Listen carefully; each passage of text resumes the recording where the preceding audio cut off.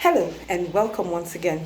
I'm Benedicta Umbong and this is the Fulfilling Singlehood and Married Live TV. The last time we were talking about how many people are unfulfilled in their single life because they are internalizing the issues they're having in their relationships and thinking that what happened in my past is going to happen in my future. And then we talked about compatibility, and we said the compatibility is not a situation of you are not a good person or you're not good enough or you're a bad person, you have a bad character. No, nobody is good or bad, really.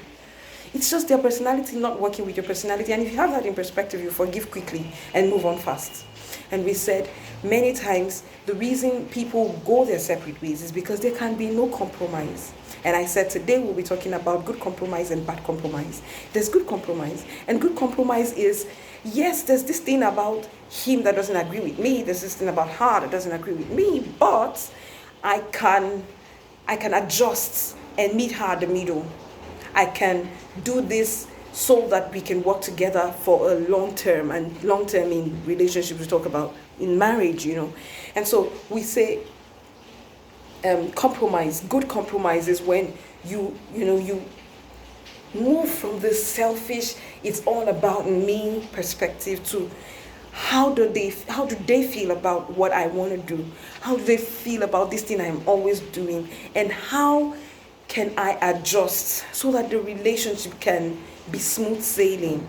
Now that's good compromise. That's you thinking like the world doesn't revolve around me. It's not all about me. It's about their happiness too. I need to make them happy. I need to think about their happiness, about their fulfillment. I need to be sure that they are not feeling unfulfilled in this relationship. And if this thing I am doing is getting to them in this way and thus causing some form of friction in our relationship, then I might as well shift grounds.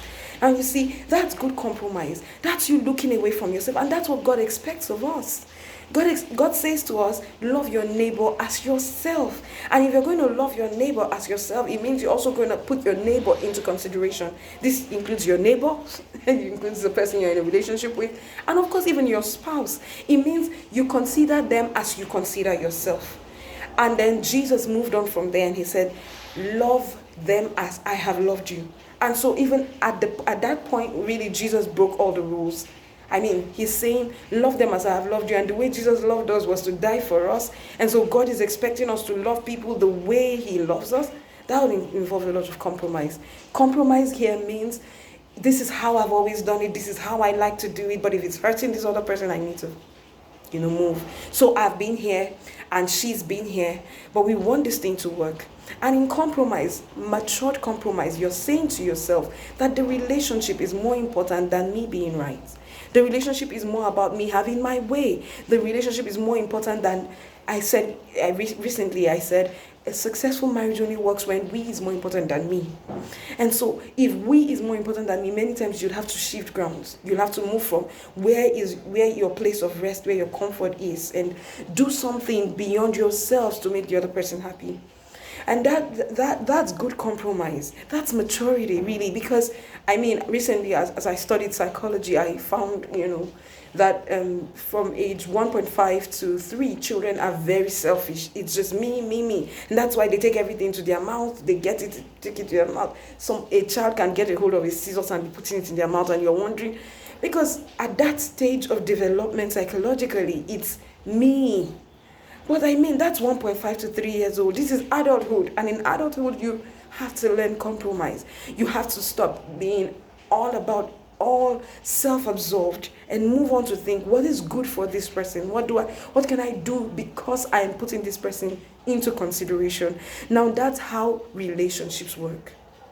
And if you're in a relationship with someone who's not willing to compromise, who's not willing to move grounds to make the relationship work, and by that I mean good compromise, because there's bad compromise and we're going to talk about that. I'm talking good compromise because, for instance, you're in a relationship with somebody who has anger issues, and you feel like something can be done, and you talk to the person. Now, someone who's matured and who's thinking good compromise knows they have to work on this thing because they want the relationship to work. They have to be more patient. They have to put a stop to, or gradually grind to a halt this anger bursts, this temperamental burst that they have that shakes off the relationship and makes it feel like Or you're in a relationship with a lady who doesn't believe in calling, and you want to hear her voice every time, and you have complained. Now that lady, if she's interested in this relationship, she moves. She says, "Oh, okay, it's a problem. It's not it's not allowing our relationship work the way it should. And even though I'm not used to calling, I'm not used to all this. Some people are like that. But this is me. But then I want the relationship to work, so I'm going to move. I'm going to change some things about me so that this relationship can work." Now that's good compromise. That's the kind of compromise you come to when you become matured. That's the kind of compromise that points you to the fact that you are growing, because right now you're no longer thinking about just yourself, you're thinking about everybody else in the equation. Until I come your way again, I'm Benedicta Ombong, and I'd say to you, you have a right to your fulfillment, whether you're a single person or you're married. Don't let anything or anyone or any situation at all deny you of that. God bless you. Bye-bye.